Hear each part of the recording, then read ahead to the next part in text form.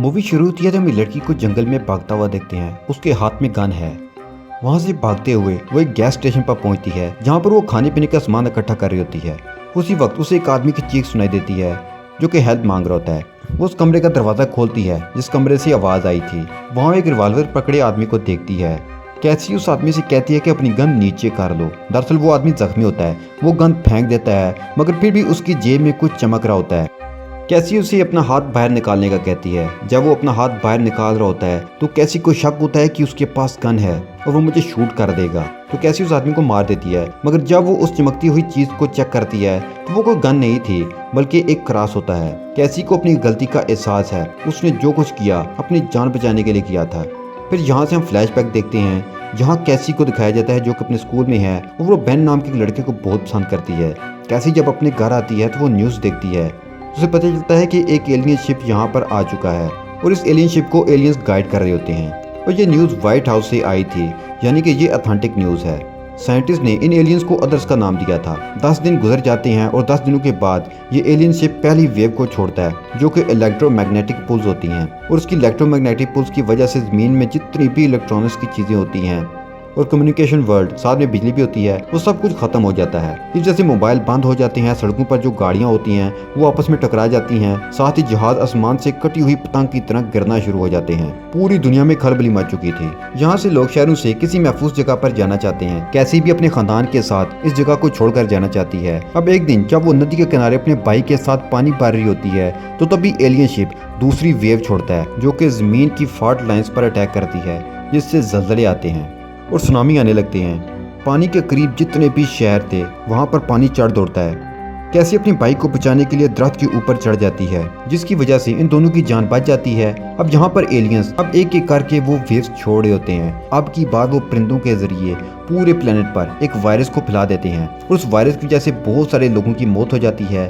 कैसी की मॉम जो कि एक डॉक्टर थी उनकी भी इस वायरस की वजह से मौत हो जाती है। कैसी के डैड समझ जाते हैं कि अब उन्हें अपने बच्चों को बचाने के लिए यहाँ से भी जाना होगा, इसलिए वो कैसी और उसके भाई को लेकर एक कैंप में आ जाते हैं जहाँ पर बहुत सारे सर्वाइवर होते हैं। रात को कैसी को एक गन देते हैं और कहते हैं कि जब इसकी जरूरत हो तो इसको इस्तेमाल कर लेना। कैसी के डैड जानते हैं कि अब पूरी दुनिया तबाह हो रही है, ये बदल रही है और अपनी जान बचाने के लिए हर किसी के पास हिफाजत के लिए कोई ना कोई वेपन जरूरी होना चाहिए क्योंकि इतनी तबाही के बाद यहाँ पर खाने पीने की किल्लत की वजह से इंसान इंसान का दुश्मन बन जाएगा। अब कुछ दिनों के बाद यहाँ पर फौज आती है। अब कर्नल सबको कहता है कि हम यहाँ से सबको धीरे धीरे से महफूज जगह पर लेकर जाएंगे जहाँ पर कोई भी खतरा नहीं होगा। दरअसल यहाँ पर 300 खानदान है। वो कहता है कि हम यहाँ से सबसे पहले बच्चों को लेकर जाएंगे। कैसी और उसके भाई को यहाँ से लेकर जाना होता है। कैसी का भाई गलती से अपना बैग कैंप में ही भूल जाता है। कैसी उसका बैग लेने के लिए वहाँ जाती है लेकिन जब तक वो बैग लेकर वापस आती है गाड़ी बच्चों को लेकर जा चुकी होती है। इस तरह कैसी अपने भाई से बिछड़ जाती है। यहाँ पर जितने भी बड़े लोग होते हैं कर्नल उन्हें बताते हैं कि एलियंस ने चौथी वेव को भी छोड़ दिया है जिसमें उन्होंने इंसानों को पोजेस किया है ताकि वो एक दूसरे को मार सकें। अब हम बच्चों में निशानदेही कर सकते हैं मगर बड़ों में इसका ढूंढना बहुत ही मुश्किल है कि कौन लोग एलियंस हैं और कौन लोग इंसान हैं। यहाँ पर सब लोग समझ जाते हैं कि फौज कुछ ना कुछ तो करना चाहती है, इसलिए वो फौज के खिलाफ बोलना शुरू कर देते हैं। वो कहते हैं कि हमें हमारे बच्चों के पास ले चलो। कर्नल के हुक्म पर यहाँ पर सब लोगों को मार दिया जाता है। कैसी सब कुछ देख रही थी और जब फौज चली जाती है तो वो अंदर आती है और वो देखती है कि उसके डैड की मौत हो चुकी होती है। कैसी ये सब देखकर बहुत दुखी होती है। वो वहाँ से अपनी गन उठाती है और जंगल की तरफ भागना शुरू कर देती है और फिर वो उस गैस स्टेशन पर पहुँच जाती है जहाँ से ये कहानी शुरू हुई थी। यहाँ पर आदमी ऑफिसर को दिखाया जाता है जो बच्चों को अपने साथ ले गए थे। वो बच्चों को एक कैंप में ले जाते हैं। वहाँ पर बेन भी होता है जैसे कैसी पसंद करती थी।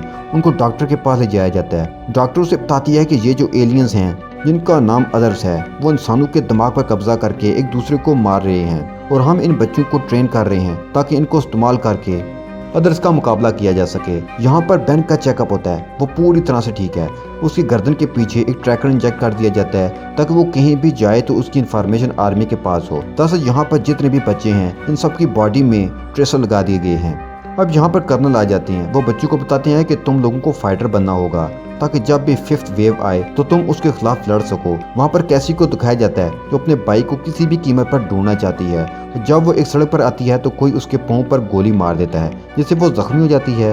इवान नाम का एक लड़का आता है जो कैसी को अपने साथ अपने घर ले जाता है। वो उसके पाँव का इलाज करता है। कैसी जब होश में आती है तो वो पूछती है कि मेरी गन कहाँ है। वो कहता है कि मुझे नहीं पता। दरअसल इवान ने कैसी के बारे में सब कुछ उसकी डायरी से पढ़ लिया था।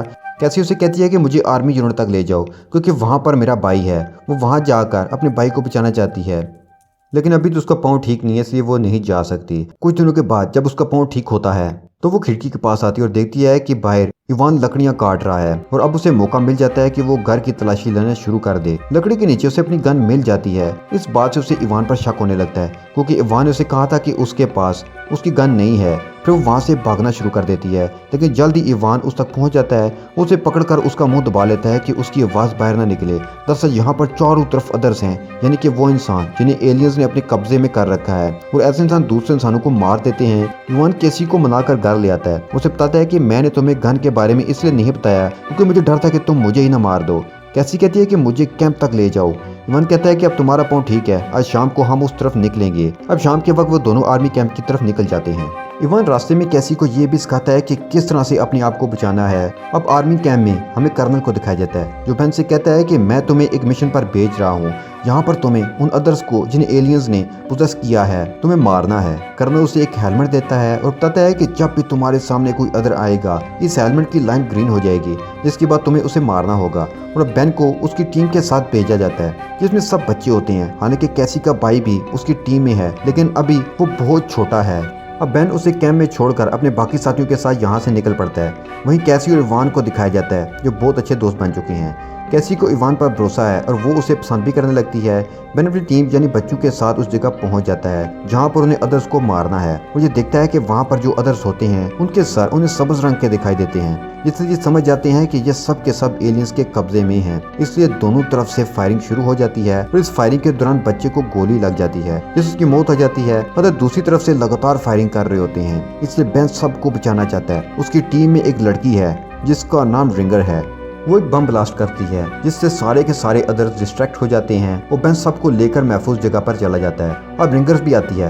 वो इन सब चीज़ों से परेशान हो चुकी है, इसलिए उसके सर पर जो ट्रैकर होता है वो उस ट्रैकर को निकाल देती है। और जैसे ही वो ट्रैकर निकालती है तो वहाँ पर जितने भी बच्चे होते हैं इन सबको स्कल सब्ज रंग का दिखना शुरू हो जाता है। सब के सब उसकी तरफ गन तान देते हैं, लेकिन यहाँ पर बेन कुछ ना कुछ समझ चुका है, इसलिए वो भी अपना ट्रैकर निकाल देता है। जिसके बाद सब बच्चों को उसका स्कल भी सब्ज रंग का दिखना शुरू हो जाता है। और अब बेन यहाँ पर सब कुछ समझ चुका है। वो समझ जाता है कि ये पूरे का पूरा ट्रैप है। जिन लोगों को ये अदर समझ रहे हैं वो इंसान है और जिन लोगों ने यानी आर्मी वालों ने उन्हें यहाँ पर इंसानों को अदर्स कहकर मारने के लिए भेजा है, दरअसल वो खुद अदर्स हैं। एलियंस की जो 5th वेव है वो यही बच्चे हैं जिन्हें वर्गला कर उन्होंने इंसानों को मारने के लिए भेजा है। उसके बाद सभी बच्चे ट्रैकर को निकाल देते हैं। बेन इन सबको जाने के लिए कहता है कि अब तुम कैंप वापस कभी मत आना।